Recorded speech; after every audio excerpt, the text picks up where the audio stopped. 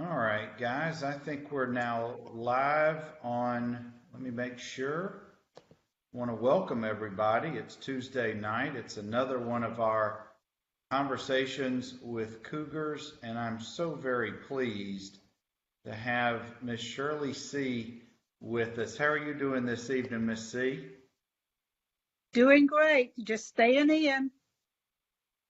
Yeah, like we all are right now, and I want to thank you for spending a few minutes with us this evening in this just weird time in our lives, and just it's a good time to get away for an hour or so and just have us a nice little conversation this evening. That's correct. And we're just so thankful that we're all well. That is absolutely true. Now, Miss C, where are you? Where do you live right now? In Dothan, actually south of Dothan near Rehoboth. Very good. Well, gosh, there's so many people that have just rolled in. Let's see. You'll recognize some names here. Eric Easley, Damon Glasgow, Shane Wood, Jason Mullins. Let's see. We got some others. Sissy Carol Reynolds. Some others are rolling in, and I'll say to tell you hello, Miss C. And Well, it's so hello, good. You've got a bunch of hello fans to all out of them as well. there. Well, for if any of y'all were living under a rock during Miss C's tenure at Northview, let me kind of remind you a little bit that Miss C worked at Northview from 1980 to 2004.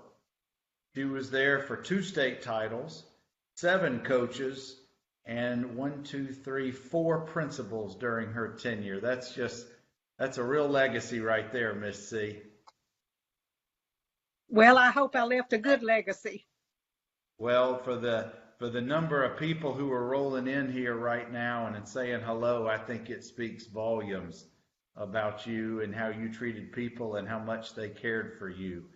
So kudos to you. And before we really get started talking about your Northview time, I want to take you, let's go before Northview. Where did you grow up? What community? I graduated high school in Opp way back in the day.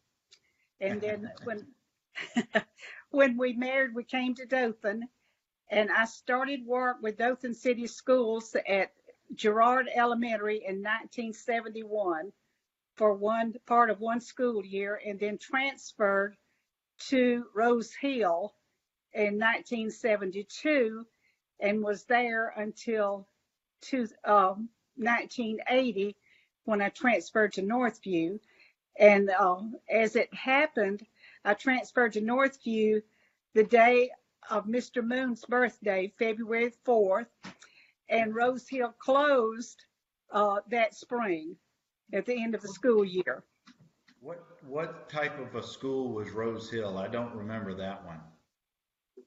It was an elementary school, 1 through 6. Oh, Miss C, we got so many people rolling in here. Coach Josh Parrish, O'Shawn Friedman, Michelle Andrews, Armstrong Andrews, Chris Parker, Mark Reeves. You got a bunch of fans here that are all rolling in to say hello to you. That's for sure. Well, hello to all of them as well. Absolutely, absolutely. And you'll be able to see all the comments and things after the fact, and or maybe you're looking on the phone or your daughter who's there with you. But Miss C, when you ultimately got the job at Northview in the summer of 1980, what did you know to be your job title to be when you first hired on? I was the attendance clerk. I took care of all the attendance, the check-ins and check-outs, and Coach Bobby Devane was my immediate administrator. And of course, Mr. Smith being the man. And Mr. Moon was there as well, too. Absolutely. Well, had you been over to the campus before you hired on, or did you do your interview at the campus? Bernard, as strange as it may seem, I had never met Mr. Smith until the Monday morning I walked in. I interviewed with Mr. A.C. Allen, at central Mhm. office. And I got the job. I was notified on a Friday afternoon at Rose Hill, and I reported to Northview on Monday morning. Oh, that's so great. Tracy Cantaloupe says that he loves you, and David Mitchell also shares some love. Now, Oh, Miss yeah. C, did you grow up a sports fan? Were you an athlete yourself, or did you like sports back as a child or growing up? Bernard, my athletic career lasted one summer uh, playing for the ladies softball at church. That was the extent of it. One summer, do you hear me? And I I was the do, I catcher. do. Well, you may not have been the superstar on the field, but Cougar Nation, as Chris Parker just pointed out, knows that you're one of our superstar supporters for all those years. So, where did your love of sports come from? Well, I guess just being around the kids and seeing what all was going on with athletics. And of course, the band played a big part in it. When the Cougars rolled, the band rolled with them. And of course, the cheerleaders. And it just, when you're working in that environment, it just kind of tends to rub off on you. It certainly does. I want to welcome Steve Stutz. Cece's on here. Willie Banks is on here. So thank you guys for spending some time. Coach Brian Jackson just rolled in. So thank you all. Now, Miss C, your first fall was the fall of 1980. So that would have been about three school terms or two or three school terms into the existence of the school. And Right. when did you go, if you recall, your first game at Northview, at Rip Hughes? Do you remember any of that time period? I don't remember exactly the first game, but I do remember, and it may have been in 81, Hmm. the season of 81, when Norma Jean Spivey, Lamar Helms, and his wife, and there was 4 or 5 or 6 of us went to Enterprise in my little car. Well, we know. I don't think now. I think Tracy Cantaloupe still works there, so we won't speak too badly of Enterprise tonight. He's watching, but I know with obviously with Dothan and Carroll High School and Enterprise being the three main rivals back in the early days, it was never an easy place for Northview to ever to go to play. It was such a home advantage for Enterprise. They had so many great teams back then, and then playing down in that bowl that sat down on the campus was certainly an experience not only for the players, but I'm sure for the fans as well. Right. Well, Miss C, we've got, of course, Coach Randy Hicks says that Mr. Smith called you the Bureau of Information. I have no doubt about that. James Kite is watching us. Josh Andrews is on. So thank you all. Well, let's stay in those first couple of years, Miss C. You were one of the unofficial, official biggest cheerleaders, and were always such a great supporter of the program, win or loss. It didn't matter. You were always there. You were always supporting the team and the players and the coaches, and it became infectious. And I'm sure everybody watching right now in some way has a fond memory of you pumping up the players or the cheerleaders or the band, whoever it is. You were always there. And but on behalf of myself and anybody else watching, and these comments are going to keep rolling through, a big virtual hug to you and a thank you for all that you did for us for so many years. It was my pleasure, Bernard. I made so many friendships and met so many people, and just learned to love the students and the staff during all that time, all my many years at Northview.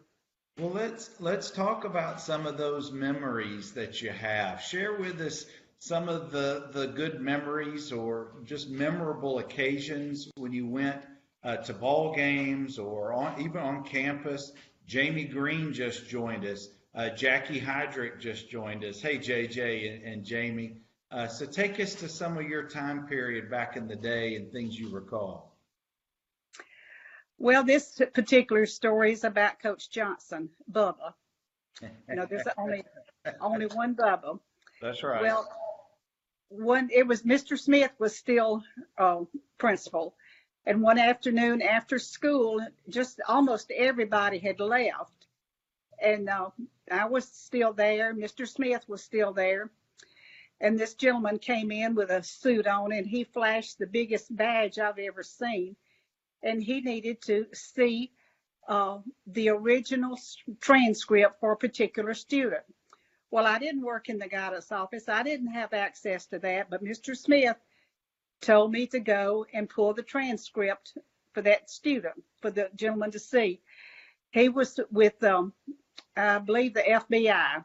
He was checking on a former student who had been hired with Secret Service, but he needed to see his original transcript. So I got it. Then he asked if there were any teachers he could talk with. The teachers were already gone. So he said, what about coaches? Well, this student had played baseball, and I said, well, to myself, Bubba's still probably at the gym. So I go with him down to the gym, and I ask whoever was there if Bubba was around. They said, no, Bubba's over at Fireballs getting gas in the tractor. So I told the gentleman, I pointed across the road, the highway to Fireballs, and I said, when that man on the tractor gets back, that's the person you will need to talk to. So I can just imagine this gentleman, wherever he was from, saying, Bubba, Fireball, who are these people? And then flashing a big FBI badge or whatever, wherever I'm telling you, he was about the size of a saucer, I think. That's funny. That's very funny. Well, I know that you've got probably more memories than you can count on, but what about being in the stands or post-game times that you remember just interacting with the coaches and the fans and the players or their families? Because you were at so many memorable games and experiences. Do any particular ones come to mind? Well, if I remember correctly, I think, somebody correct me if I'm wrong, I believe that Coach Griffin passed out on the sideline at one of the games. I'm not sure. Somebody will remember that. Coach Hicks maybe, or somebody will remember that. Wow. But it was one of the years that may have been a playoff game. Mm-hmm. But another story about Mr. Smith going to the games, out of town games, he always went by himself. And when he stopped to get something to eat, he didn't stop at a fast food restaurant. He would stop at a Morrison's or somewhere that had a buffet. That was just Mr. Smith, and that's what he did. And he sat up high in the stands with that gold cowboy hat on, so everybody could see him. That's right. That's right. Well, were you able to attend the pep rallies at the end of the school days on the game days? Yes, most of them I did. And what was the atmosphere in your perspective when Mr. Smith would end the pep rally with his famous chant? Well, we knew it was coming, and there was just a great big build up to it. And he would almost always come in the back door to the gym and would say, don't stay at home and hear about it. Come on out and see about it. Have your smiling faces in their usual places. Don't meet me there, beat me there. And then a lot of times he'd jump up and click his heels. And with his white socks.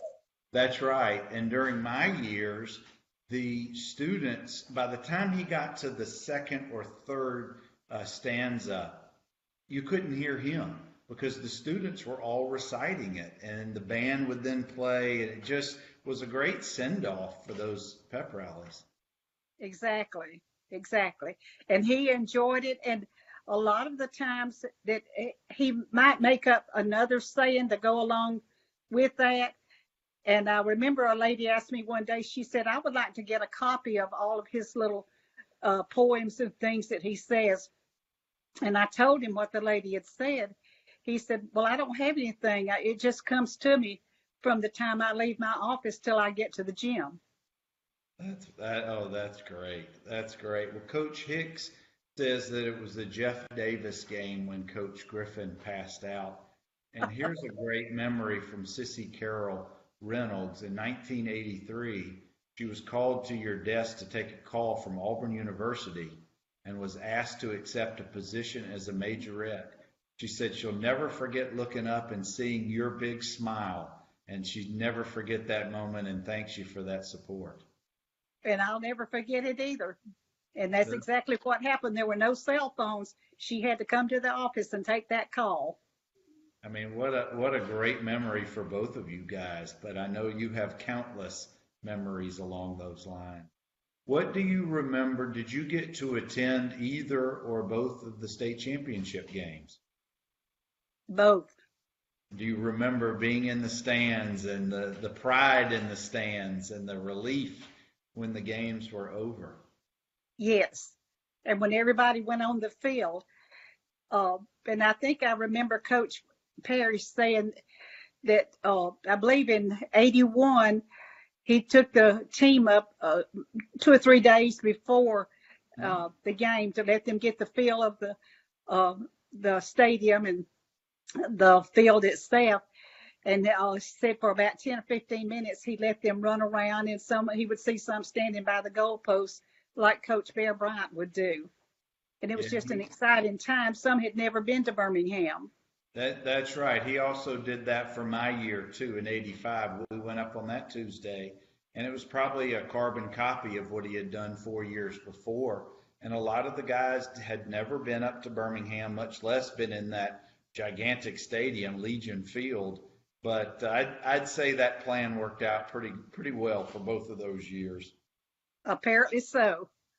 Well, let's step back away from sports. Let's step back away from football. I want you to share with us some of your memories about just being in that front office.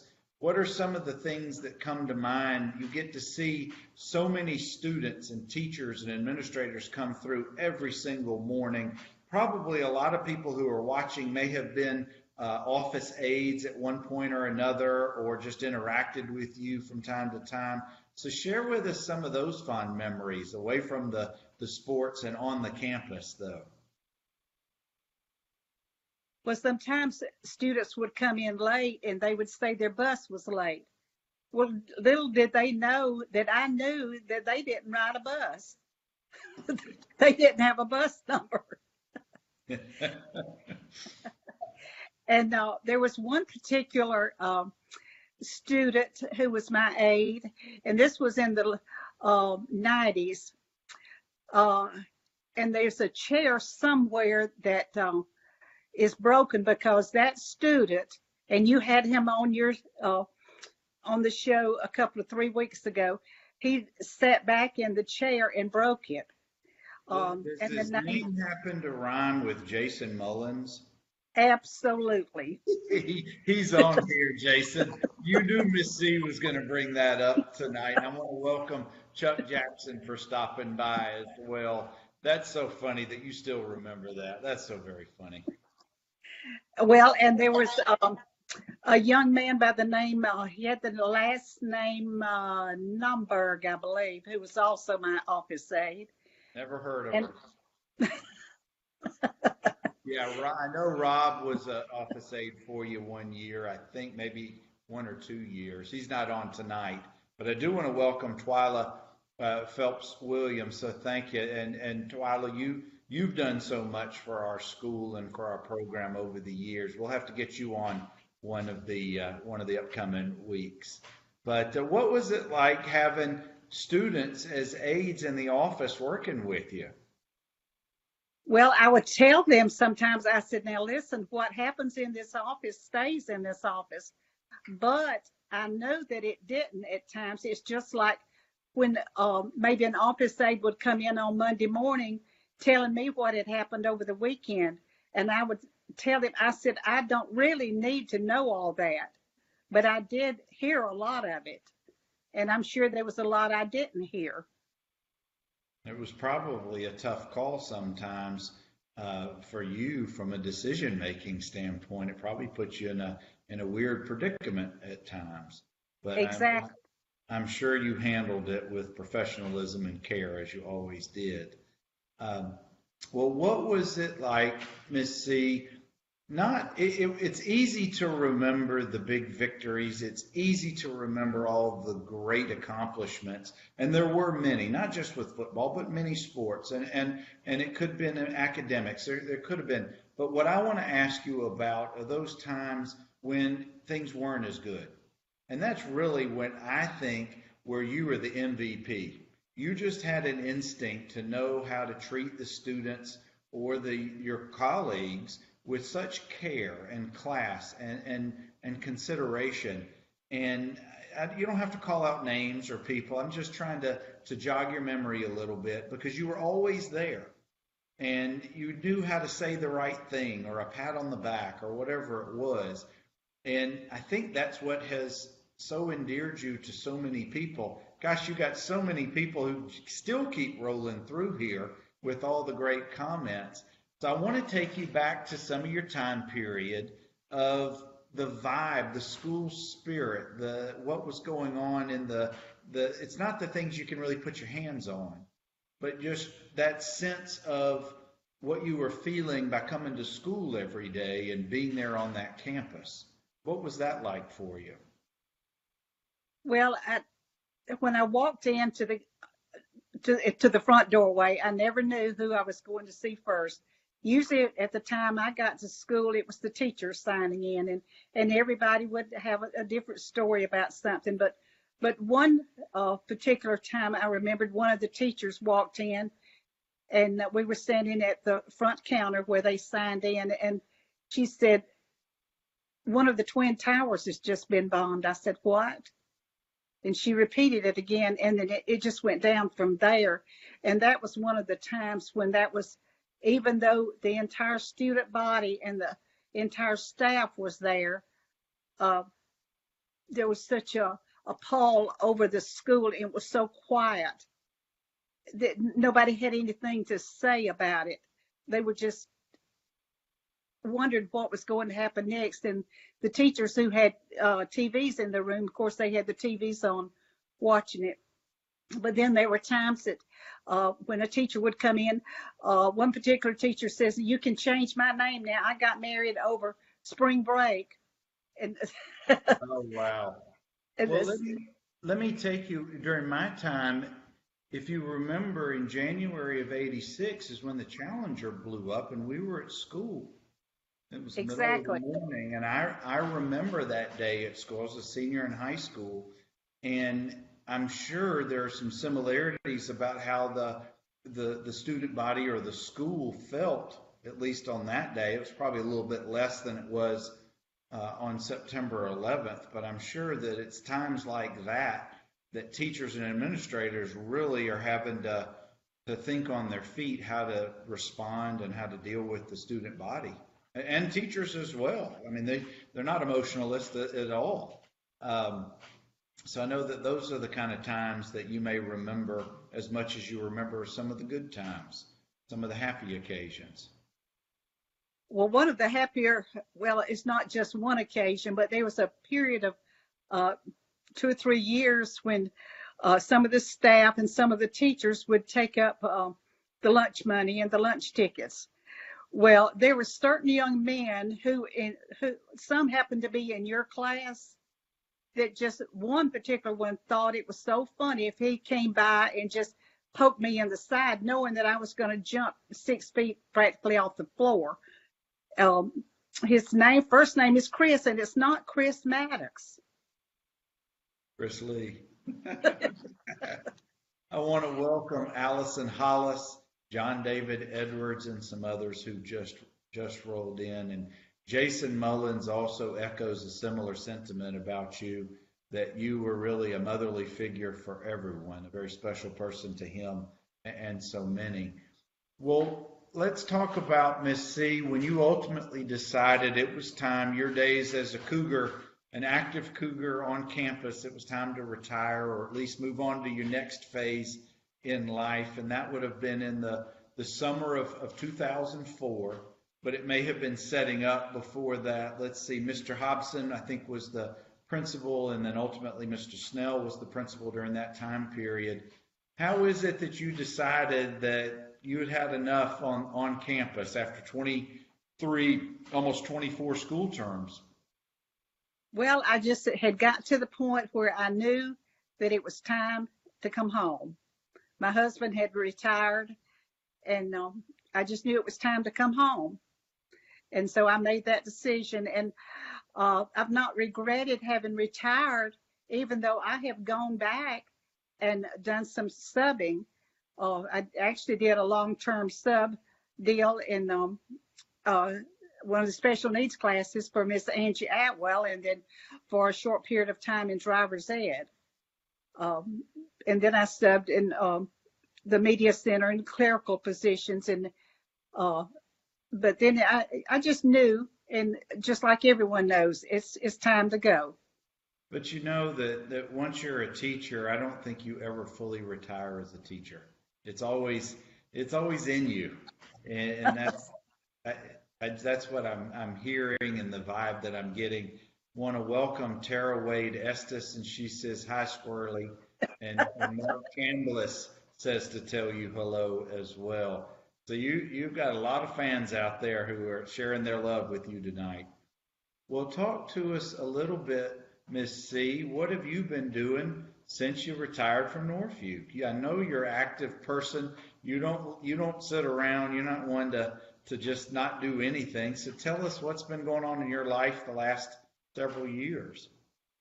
Well, grandchildren, and up until last year, we had a camper, and we didn't travel like across the states, but we would go up to the lake, Lake Eufaula, camping, and my husband likes to fish, and so we would do that. In fact, the weekend of Labor Day that I retired, really retired, he was at the lake. And I said, oh, good, I'm going to get to go camping and stay for 2 full weeks.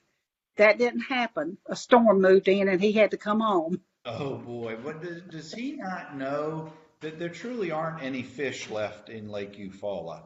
He's probably fished it out by now. Well, what he didn't get, Randy Hicks and his crew have, probably. That's funny. Coach Hicks says that Jimmy needed help with the garden. That's probably one of the reasons why you retired. And Tracy Donnell has just joined us. Hey, Tracy, thanks, bud, for spending a few minutes. And Jackie Hydrick, JJ, says to tell you hello. Now, well, hello to all of them. Absolutely. Now, talk to me about sports. Do you follow any? Well, not right now, of course, but in the past, have you kept up with the Northview program? Or I know your children went to Dothan High, but did you ever keep up, or did you continue to follow sports after you left? I did.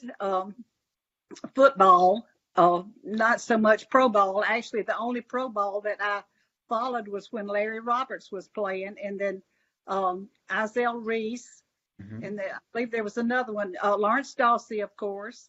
That's right. And, but it was just college football, Alabama, and then Auburn, unless they were playing Alabama, Troy. That's right. You know, college football is so important to us in the state without a professional team.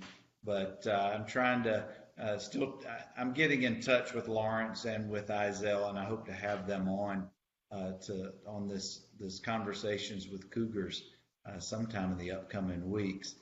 Well, Miss C, it has been my pleasure speaking with you, and on behalf of everyone else who's chimed in, we want to again thank you for just being you and just being who you are. Well, thank you, Bernard, for just reaching out to someone who never played football, but I loved the game when I was at Northview, and the band. Like I said, the band was. Oh, let me tell you one story.